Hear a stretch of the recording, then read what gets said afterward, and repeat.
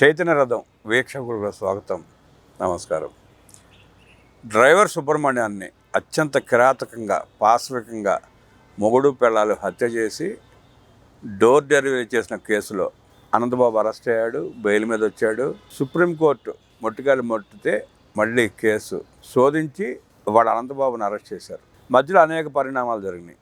సబ్జెక్ట్లోకి వచ్చిన నాకు ఏసీ కావాలి, ఫ్యాన్ కావాలి, పెన్ను కావాలి, ఆడుకుంటాకి బొమ్మలు కావాలంటూ వింత కోరికలు కోరిన అనంతబాబు గురించి, ఆ కేసు పూర్వపరాల గురించి విశ్లేషించడానికి మనతో పాటు ఉన్నారు సోషల్ యాక్టివిస్ట్ శ్రీలీల గారు. వారిని అడిగి మరిన్ని విశేషాలు తెలుసుకుందాం. నమస్తే శ్రీలీల.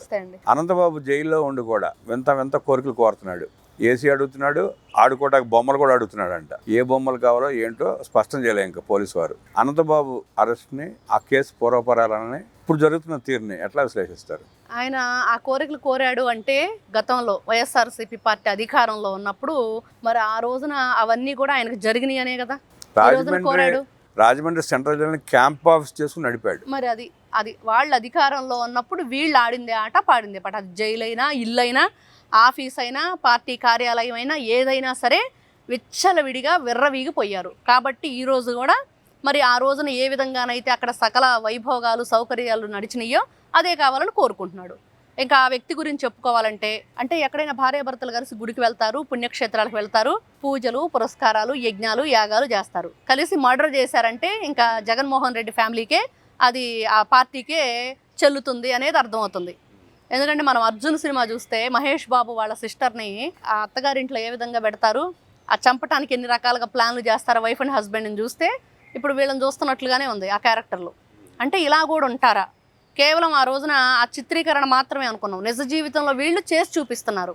అంటే జగన్మోహన్ రెడ్డికి రప్పరప్ప బ్యాచ్ ఉంది కాబట్టి వీళ్ళు ఎంత కిరాతకానికైనా వడిగడతారు అనటానికి వీధి సుబ్రహ్మణ్యం ఒక డ్రైవర్ని, ఒక దళితుడిని అత్యంత కిరాతకంగా చంపి ఇంటికి డోర్ డెలివరీ ఇవ్వటం. దొరికి మేము దొంగలమి, కిరాతకులమి, హత్య చేశామని చెప్పి తెలిసినా కూడా ఈ రోజున అధికారంలో ఉన్న ఒక మహిళా ఎమ్మెల్యేని చూడండి, ప్రెస్ మీట్ పెట్టి మరి ఎలా మాట్లాడాడు ఎమ్మెల్సీ అనంతబాబు.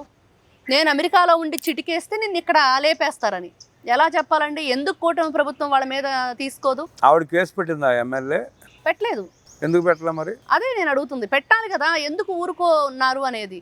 ఈ రోజున ఇన్ని రకాలుగా మరి వాళ్ళు అంత బరితెగించి ఒక కిరాతకంగా ఒక మనిషిని చంపటమే కాకుండా నిన్నటి రోజున చూస్తే సర్పవరం పోలీస్ స్టేషన్లో మధ్యాహ్నం 1:40 అతను కస్టడీలో తీసుకున్నారు. దాదాపుగా 6-7 గంటల పాటు విచారణ జరిపారు. ఆ ఫోన్ ఏదైతే ఉందో దాన్ని ఓపెన్ చేయడానికి పోలీసులు పడిన పాటలు ఇన్ని కాదు. ఎందుకు పడాలండి అన్ని పాటలు? చెప్పేవాడుగా చెంప పగలగొడితే 32 పళ్ళు టేబుల్ మీద పడాలి, చేతిలో కూడా కాదు టేబుల్ మీద పడాలి. అప్పుడు చెప్తారు ఇట్లాంటి వాళ్ళు.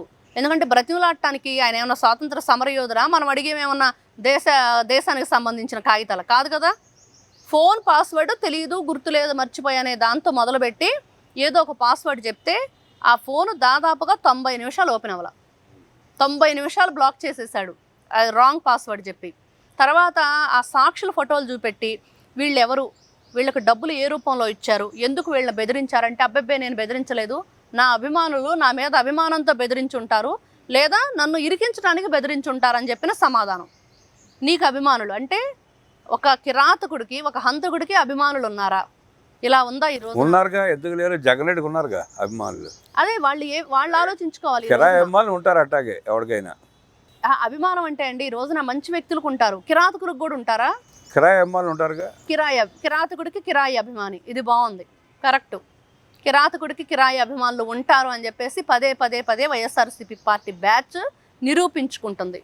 ఈ రోజును చూస్తే వీధి సుబ్రహ్మణ్యం హత్యలో మరి ముప్పాళ్ళ సుబ్బారావు గారు నిజంగా విజయాన్ని సాధించబోతున్నారు, న్యాయం గెలిపించబోతున్నారు అనే ఒక ఆశ అయితే మొలకెత్తుంది. ఎందుకంటే ఇతను కస్టడీలో తీసుకోవటం, విచారణ జరపటం, అతను ఏ సమాధానం చెప్పకుండా ఈ విధంగా తప్పించుకున్నా కూడా కుదరదు, మళ్ళీ కస్టడీలోకి తీసుకోవాలని చెప్పేసి అడగటం, ఇవన్నీ చూస్తుంటే మరి ఇట్లాంటి వ్యక్తుల్ని కస్టడీలోకి తీసుకొని విచారిస్తే సరిపోతుందా?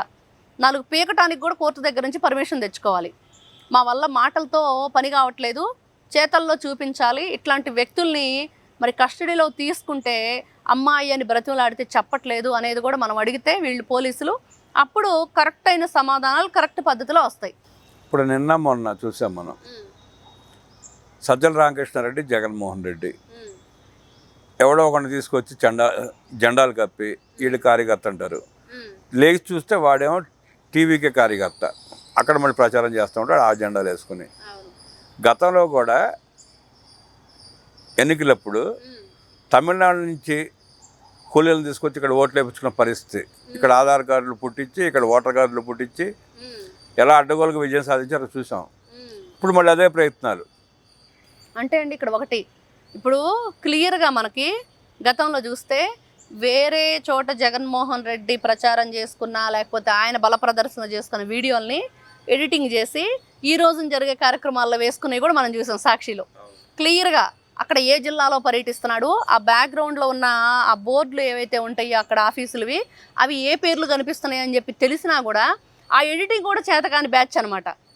అక్కడ కూడా వాళ్ళు ఏంటి అనేది నిరూపించుకున్నారు. అంటే ప్రజల్ని పిచ్చివాళ్ళని చేసే ప్రయత్నంలో వాళ్ళే పిచ్చివాళ్ళు అవుతున్నారు అనేది మర్చిపోతున్నారు. ఈ రోజున చూస్తే మీరు అంటున్నట్లుగా కార్యకర్త మరి వైసీపీ కండువా టీవీకే కండువాలు కప్పి తీసుకొచ్చి మీడియా ముందు మాట్లాడిస్తే ప్రజలు నమ్ముతారా అంటే ఈ రోజున ఇట్లా కొడితే గూగుల్లో అట్లా వచ్చిందని చెప్పేసి ప్రతిదాన్ని స్కాన్ చేస్తున్నారు, ప్రతిదాన్ని పసిగడుతున్నారు. ప్రజలు చాలా అప్రమత్తంగా ఉన్నారు, చాలా ఆలోచనతో ముందుకు వెళ్తున్నారు. అందుకనే నిన్ను ఇంట్లో కూర్చోబెట్టారు. 2019లో చూసిన తర్వాత 24కి జగన్మోహన్ రెడ్డి బ్యాచ్ని ఇంట్లో కూర్చోబెట్టారు. ఇంట్లో కూర్చోబెట్టినా కూడా మాకు బుద్ధి రాదు, మేము ఇంట్లో ఉండం, మేము వీధికి ఎక్కుతాం, మేము వీధికి ఎక్కే బ్యాచ్, మేము బజారుల్లో ఉండేవాళ్ళం అని చెప్పేసి వాళ్ళు పదే పదే పదే పదే వాళ్ళ మనసులు వాళ్ళ ఆలోచనల్ని ఈ విధంగా బట్టబయలు చేసుకుంటున్నారు. క్లియర్గా అర్థమైపోతున్నా కూడా చెప్తున్నా కూడా నవ్వితే నవ్వేర్లే మీ పళ్ళే బయటపడతాయి మాకేంటి సిగ్గు అన్నట్లుగా ఉంది వైఎస్ఆర్సీపీ పార్టీ వాళ్ళ పరిస్థితి. ఇన్ని దారుణాలు చేసి సాక్ష్యాలు దొరికి కోర్టులో కేసులు ఎదుర్కొంటా అరెస్టులు అయ్యి ఇన్ని చేసినా కూడా విడుదల రజనీ లాంటి వాళ్ళు మా మీద అక్రమంగా కేసులు పెడుతున్నారు, మమ్మల్ని ఇబ్బంది పెడుతున్నారు అని చెప్పి మాట్లాడుతుంది. గొడ్ల పార్టీ అంటారా అంటారు. సజ్జల రామకృష్ణారెడ్డి ఓతగా మీడియా ముందుకు వచ్చేసి ఓతగా అది ఇదని చెప్పి మాట్లాడతాడు. నిన్న ఏ టీవీకే కండువా కప్పు వ్యక్తి వచ్చాడో ఆ వ్యక్తి మేళ్ళలో వైఎస్ఆర్సీపీ పార్టీ కండువా కప్పిందే సజ్జల రామకృష్ణారెడ్డి. మరి మీలాంటి నాటకాలు రాయళ్ళని ఏమంటారు, పగటి వేషగాళ్ళని ఏమంటారు? మరి విడుదల రజనీకి మాట్లాడేటప్పుడు కొంచెం కాకపోతే కొంచెం అన్న ఆవిడకి బుర్ర పనిచేస్తుందా, లేకపోతే ఏబిఎన్ రాధాకృష్ణ గారు అడిగినట్లుగా వీళ్ళకి ఆ బుర్రలో గుజ్జుందా లేదా? మరి అదేమైనా టెస్ట్ ఏదైనా ఉంటే చేయించుకుంటే మంచిది. ఆ బుర్రలో గుజ్జుందో లేదో, మోకాళ్ళలో గుజ్జుందో లేదో చేస్తున్నారు కదండి, వీళ్ళకి బుర్రలో గుజ్జుందో లేదో చూడాలి. మరి అది వీళ్ళ పరిస్థితి. గొడ్డల పార్టీ కాబట్టి గొడ్డల పార్టీనే అంటారు, గొడ్డలతోనే మీరు కార్యక్రమాలు చేస్తున్నారు కాబట్టి ఎక్కడికి వెళ్ళినా ఏంటండి మ్యాజిక్ ఫిగర్ 80 దాటితే అప్పుడు ఒక్కొక్కరికి గంగమ్మ జాతరని పొట్టేళ్ళు తలలు నరికినట్టు నరుకుతామని ఇలా ఎవరైనా చేస్తారా ప్రచారాలు? ఎవరైనా సరే అలా మాట్లాడతారా? కాబట్టి మీరు అలాంటి ప్రచారాలు చేస్తున్నారు కాబట్టి ఆ విధమైన భాష ఉపయోగిస్తున్నారు కాబట్టి మీది గొడ్డల పార్టీ అయింది. కదర్ నుంచి గొడ్డలు ఎవరు కొనుక్కొచ్చారు? బాబాయిని ఎవరు వేసేసారు? గొడ్డల వేటుని గుండెపోటని ఎవరు చెప్పారు? కాబట్టి ఇవన్నీ చూస్తున్న తర్వాత కూడా మిమ్మల్ని మీరు మోసం చేసుకుంటున్నారు తప్పించి ప్రజలను మోసం చేసే అవకాశం ఇంకా ప్రజలు ఇవ్వరు అనేది వాస్తవం. విడుదల రజనీ కానివ్వండి, రోజారెడ్డి కానివ్వండి, శ్యామల కానివ్వండి, ఇంకొక ఎమ్మెల్సీ ఇంకొక ఆవిడ ఎవరెవరు ఉంటారు, వరద కళ్యాణ్ గారు కొత్త కనబడుతుంది ఈ మధ్య. ఆవిడ పుణ్యశీల అండి. ఆవిడ కూడా ఉంది ఒక ఆవిడ వీళ్ళ వైఎస్ఆర్సీపీ పార్టీలో లేడీ. ఆవిడ మొన్న మాట్లాడుతుంది, ఖర్జూర్ నాయుడు పేరు ఎందుకు చెప్పుకోడు లోకేష్ గారు అని చెప్పేసి. ఈ ఎప్పుడు ఎన్టీ రామారావు మనవడు నువ్వు ఎట్లా అవుతావు అని చెప్పి. మరి వైఎస్ రాజశేఖర రెడ్డి కూతురు నేనే వారసురాలని చెప్పి వైఎస్ షర్మిల ఎలా చెప్పుకుంటుంది? చెల్లిని దారుణంగా బయటకు గంటేశాడు, తల్లిని తరిమేశాడు. ఇద్దరు సొంత ఇంట్లో మనుషులు కదా వాళ్ళు, జగన్ రెడ్డి కన్న తల్లి చెల్లెలు. వాళ్ళకి అంత ద్రోహం చేసిన జగన్ రెడ్డిని ఇంకెట్లా నమ్ముతున్నారు, ఎట్లా భుజం మీద మోస్తున్నారు వీళ్ళు? మనం ఇంతకుముందు వీడియోలో చెప్పుకున్నాం, డబ్బు భలే జబ్బు అని. ఆ డబ్బు అనే జబ్బుతోనే వీళ్ళందరూ ఉన్నారు. అంటే డబ్బు జబ్బు పట్టుకుని దిగజారిపోయి మాట్లాడుతున్నారు, వ్యవహరిస్తున్నారు. 100% దిగజారిపోయే మాట్లాడుతున్నారు. ఎప్పుడైతే ఇవన్నీ కూడా ఈ 2019 నుంచి 24 మధ్య జరిగిన వీళ్ళ అరాచకాలకి 2024 ఎలక్షన్లో వీళ్ళని ఇంట్లో కూర్చోబెట్టిన ప్రజలు మరి వీళ్ళ ఛానల్లో వేసేల రాజధాని అని చెప్పినప్పుడు ఒక మహిళ కూడా రాలేదు చూడండి. దాంతో అర్థమైపోయింది వీళ్ళు అదే జబ్బుతో బాధపడుతున్నారు, వీళ్ళకి డబ్బు అనే జబ్బు పట్టుకుంది అనేది వాస్తవంగా నిరూపించుకున్నారు. అంటే మన ఇంకా సమాజం చూసి నవ్వుతుంది, చిరాకు పడుతుంది, ఉమ్మేస్తుంది అంటున్న జ్ఞానం కూడా కోల్పోయి వ్యవహరిస్తున్నారు. ఖచ్చితంగా డబ్బు దేనైనా మరి దేని లెక్క చేయనివ్వదు కదా. కాబట్టి ఇవన్నీ ఎన్నైనా సరే ఆ డబ్బు ముందు దిగదుడుపు అనే మాట వాళ్ళకి ఒక్కటే కనిపిస్తుంది, ఇంకేది కనిపించట్లేదు. న్యాయం లేదు, ధర్మం లేదు, మంచి లేదు, చెడు లేదు, సంఘంలో నీతి లేదు, పాప భీతి లేదు. ఇట్లాంటి వ్యక్తులు ఇలానే ఉంటారు. మేము ఇంతే, వైఎస్ఆర్సీపీ పార్టీ అంటే స్పెషాలిటీ ఏంటంటే ఇదే, ఇవేమీ లేని వాళ్ళం మేము ఇలానే కిరాతకంగా ఇప్పుడు ఈ రోజున పర్మిషన్ తీసుకొని న్యాయంగా చట్టబద్ధంగా ప్రోగ్రాం పెట్టుకుంటే అది దాన్ని ప్రజలకు ఉపయోగపడేది అంటారు. వైఎస్ఆర్సీపీ పార్టీ వాళ్ళు ఏం చేస్తారండి? మొన్న అంబటి రాంబాబు చేశాడు గుంటూరులో ఒకటి. ఏమంటారు అంటే కలెక్టర్ కార్యాలయం దగ్గర కూడా నువ్వు పర్మిషన్ లేకుండా ఓ ప్రోగ్రామ్ చేసామంటే వాళ్ళని వైఎస్ఆర్సీపీ పార్టీ వాళ్ళు అంటారు. మీరు అంబటి రాంబాబు అంటే గుర్తొచ్చింది. రాత్రి వెలిగొండ ప్రాజెక్టులో మంత్రి నిమ్మల రామానాయుడు గారు 10 కిలోమీటర్లు నడిచిరాడు సొరంగంలో. చెమటల కక్కుతా కార్మికులతో ఇంజనీర్తో మాట్లాడుకుంటూ యోగక్షేమాలు కనుకుంటూ తిరిగాడు.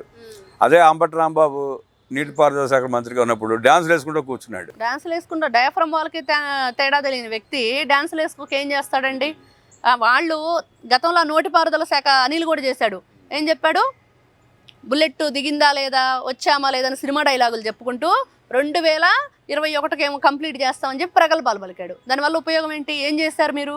అంటే ఓడిపోయినాక అడ్రస్ లేకుండా పారిపోయాడు. అది ఎక్కడ అడ్రస్ కాదు, కనీసం ఆంధ్రప్రదేశ్లో కూడా లేకుండా వెళ్ళి ఎక్కడో తలదాచుకున్న పరిస్థితి.